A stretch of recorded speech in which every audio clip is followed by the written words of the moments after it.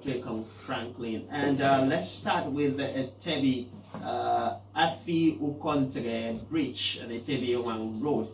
Now, I so happen to come from Ewang in the local government area, and I know that for some time the Tebi Uko Nteghe waterways has been an issue of great challenge to the people of the area. I mean, you literally would have to cross, the river to access the other parts of the area. For people in Afiuda, Unyere, Etebi, and the rest, they would have to cross the boat from Afi down to Uko Nteghe and then take back from Uko Nteghe before they get to Ibaka. And then for those coming to the center of the state, they now get to Oran and all of that. That river in particular has claimed lots of lives because of course, the peculiarities of the area.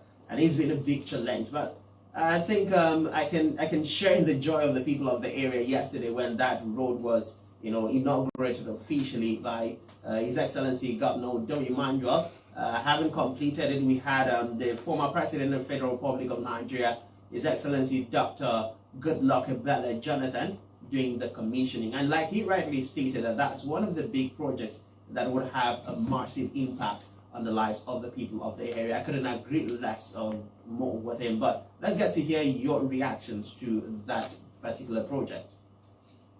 Mr. Speaker, let me say I'm so delighted that that project has been completed.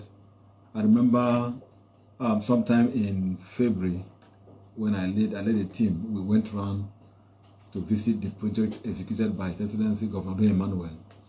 And so we went to that particular bridge. I think it's almost the longest, the fourth longest in Nigeria, 1.1 kilometer bridge.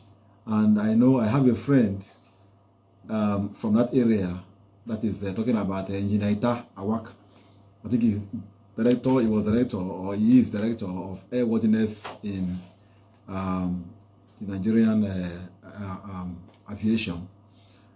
And so each time we discuss, he always mentioned that this particular project, seemingly been abandoned. And I remember, him talking about how the community has been marginalized.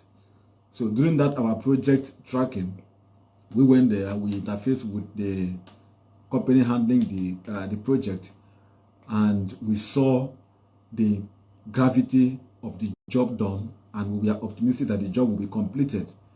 I'm happy that the job has been completed within the lifetime of this administration.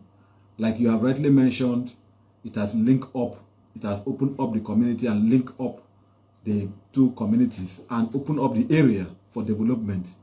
Talking about lives that have been wasted, those who we are trying to cross the river to the other side of it, I think is worthwhile for that project to be completed. And I'm happy that His Excellency the Governor had lived up to his promise to the people of Mbo and Ewang that the job will be done and completed. Today it is completed, and I know, like someone said, that having completed this project, there is hope for the deep sea port, there is hope for the Liberty Free Zone, and there is hope for the industrial layout that the government had proposed.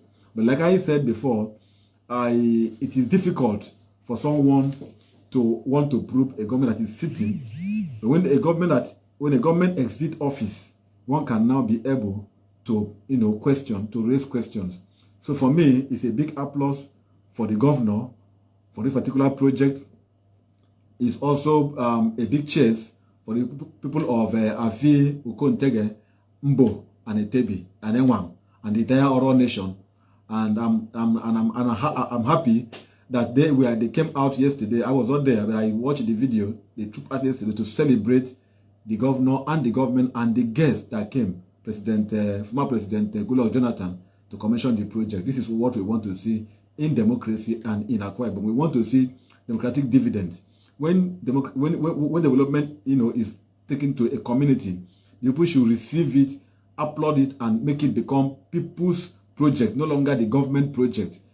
I think I will lead a team to go to that community to actually see the extent of completion, because I have also read where people say, hey, it's not completed, it's a Facebook thing, it's a social media act, this, I would like to also go and see, like we did when the flyover project was completed. We went there, we look at it, and then we also came out with our report. So we will go there to also take a first-hand information and then come out. I will be here to tell you what I saw and what we did not see in the project. But on the whole, I commend the governor, I commend his team, the commissioner for works, and all those who have put everything together to make sure that the project is completed within the life of this administration. All right, thank you very much. I'd like to ask just one last question before I make room for the House leader. What would you say are the anticipated or expected impact of the road on the livelihood of the people of the area? Yeah, first off, it will increase the economic activity. It will ease access to both communities. Mbo is more or less like a fishing community where the people, are more of fishermen and women. And so having access to the town, to urban cities will also make their activities easier, and they will become accessible to town with their goods. And then those who normally ply the sea will no longer use the sea again, except maybe they want to go for fishing. Live economic activity has become boosted by this particular project being committed. And let me add that this particular project is economic boosted project. It's going to boost economic activity, not just in our nation, but it has opened up the entire state to economic activity. So for me, that is what we should be commending, and we should be saying that government should use our resources to do projects that are going to open up other vista of economy and activities that will increase our resources. So this project, like I said earlier, has touched on every facet of lives of people of our nation and Akwa Ibom State in general. House leader, how would you react to the fact that there's a new road in your area? Well, my area, but not technically as yours. I'm sure you're more happier than me as far as this development is concerned. But it's actually worth celebrating. I agree with Parliamentarian Franklin. It has opened up the state. It's not just something that Mbo people or Oro people should celebrate alone. I think the rest of the state, and indeed the country as well, should celebrate this development. This is what people are actually yearning for or calling for as far as experiencing dividends of democracy is concerned. But this is just the second phase for me, about this development. The first of which was initiating the project in the first place. Completing it is the second.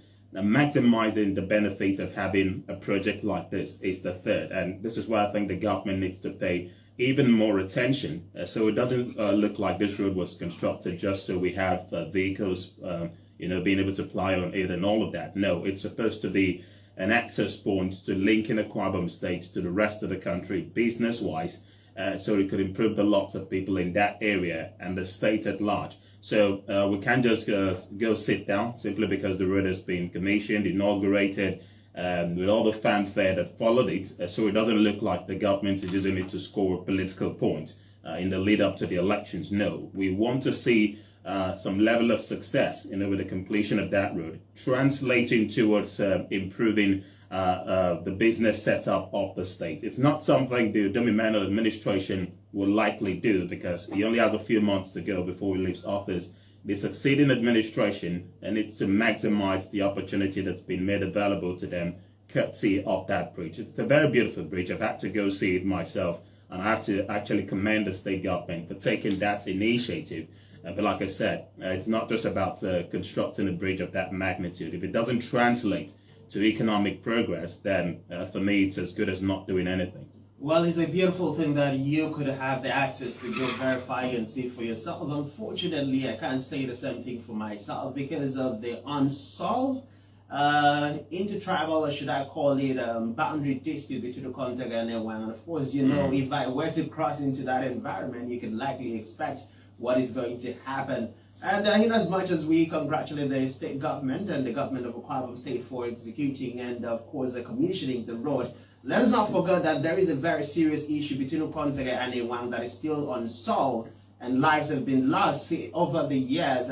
if I want to go through down history line, we probably might not finish on the floor of the House before I finish that storyline. But in as much as that road has been constructed, the state government also needs to pay attention to the issue of boundary crisis that has claimed lots of lives over the years between Uko Nteghe and Enwang, still in a local government area. I would have loved to go take a peek at the bridge myself, probably take some pictures, and finally say, okay, next time I want to go to a field that I wouldn't have to, swim across, or maybe get into the boat to, find my way across. But it's a beautiful and welcome development, and we commend the state government while still asking that things be done to other issues within the area that needs attention. But let me come back to the floor of the House. This